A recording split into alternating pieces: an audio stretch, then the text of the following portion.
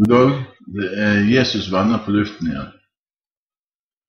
Og nå tror jeg endelig at vi skal få orden på lyden igjen. Jeg har jo flyttet, så det har blitt litt feiling og prøving i det siste. Men med Guds hjelp så tror jeg at det skal være ganske bra lyd nå. Dagens overtekst heter «La ikke hjertet bli grepet av angst». Det står jo i Guds ord da: «La ikke hjertet bli grepet av angst. Tro på meg og tro på min far. I min fars hus er det mange rom. Var det ikke slik, så hadde jeg sagt det til deg». Altså, det betyr at i Guds rike det er mange rom, det er plass for alle slags mennesker.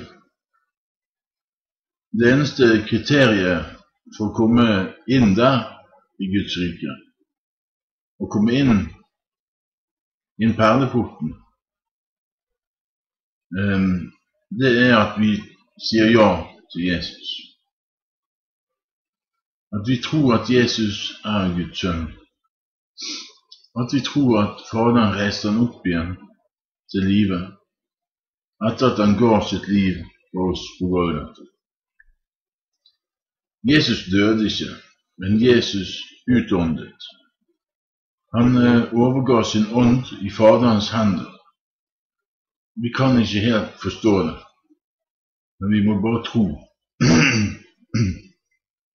Når et menneske dør, da er det litt annerledes. Så da dør han, og hans ånd går hjem igjen til hans skaper. Det er han som gav han ånden. Altså Fader. Men vi kan ikke overgi vår ånd til Gud. Det var det bare Jesus som kunne gjøre. Men vi kan stole på Jesus, og vi kan stole på Faderen og Den hellige ånd. At når vi gjør det som Guds ord sier, at vi skal tro og stole på Gud, så vil vi for alltid ha et levende håp, som ikke gjør til skamme. Vi vil ikke bli gjort til skamme, men vi skal leve evig i Guds paradis. Salige skal de være, de som tar imot Jesus og går til ham. Halleluja.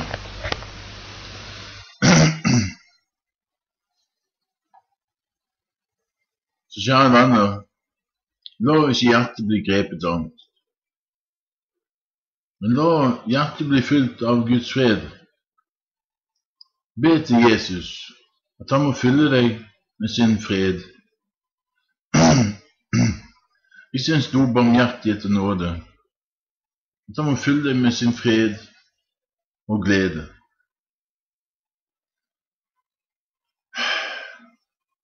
Og hjelp de som lider nød.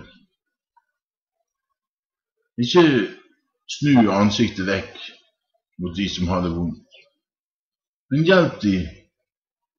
Vær barmhjertig, slik Jesus var barmhjertig. Vær barmhjertig, slik Faderen har vist oss barmhjertighet og sendt oss Jesus Kristus til løsepenge for mange.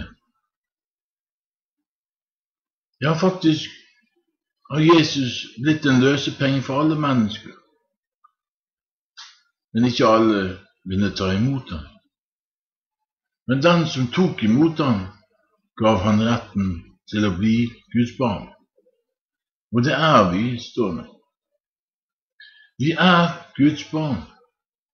Når vi tror på Jesus, da er vi blitt Guds barn. Vi har gått over ifra døden til livet. Vi har gått over fra mørke til lys. Det er ikke alltid man ser det kanskje med en gang, men det har likevel skjedd noe.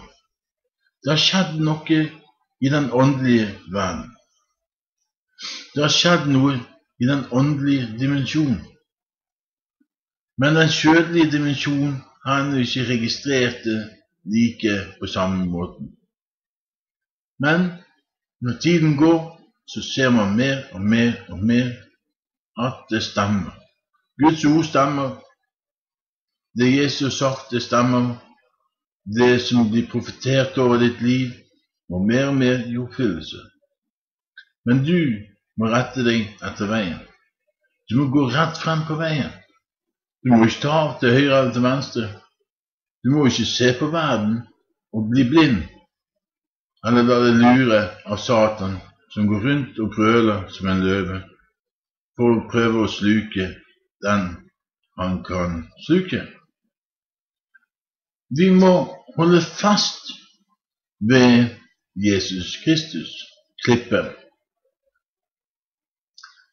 Og vi må holde fast ved læren. Og samfunnet med Kristus og brødsbrytelsen. Mange går jo uten å ta nadverd. De går årevis uten å ta nadverd. Og det gjør de svak. For dette skulle være et styrkemåltid, der Jesus skulle komme og ha samfunn med oss og spise sammen med oss i det åndelige dimensjon.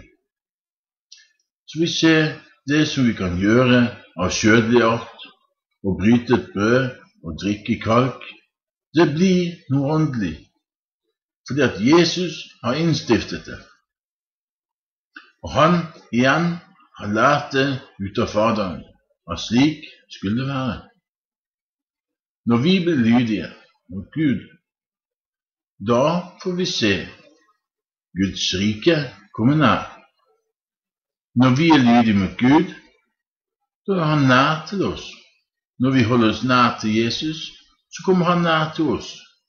Hvis vi går langt ifra Jesus, så er han langt borte fra oss.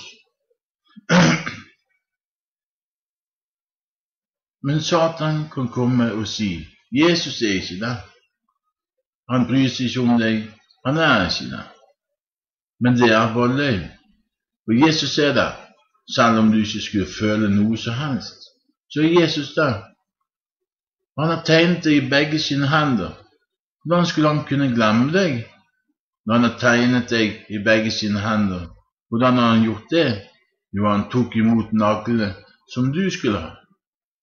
Han ble naglet fast til korset til Golgata for din og min skyld. Fordi at vi hadde syndet, og vi hadde ikke håp. Vi var på vei mot døden, en evig død. Men så kom Messias, den lovede. Så kom Guds mektige sønn. Han ble født i en stall. Han vokste opp. Han ble meget lærd. Nei, meget vis, mener jeg. Og de lærde, de undret seg over hans visdom. Allerede som en 12-åring. Allerede som en 12-åring. Og Jesus taler mektige ord.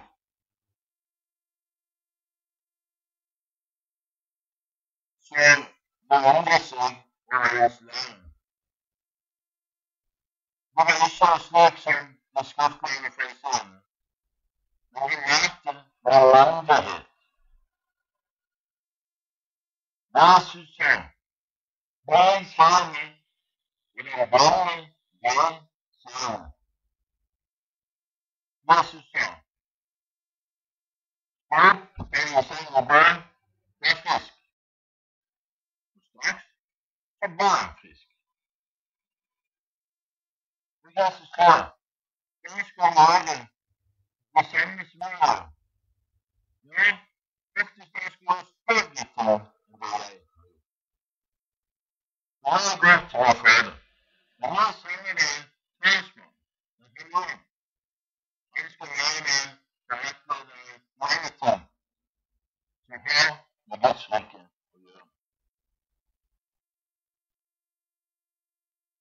venner. Når jeg spiller fast med gråbøtten, noget på hånden. Når sporværende, trolden, jæsvaren. Hvad kan det ikke? Så er det fint. Jæsvaren, og jeg bruger studerende.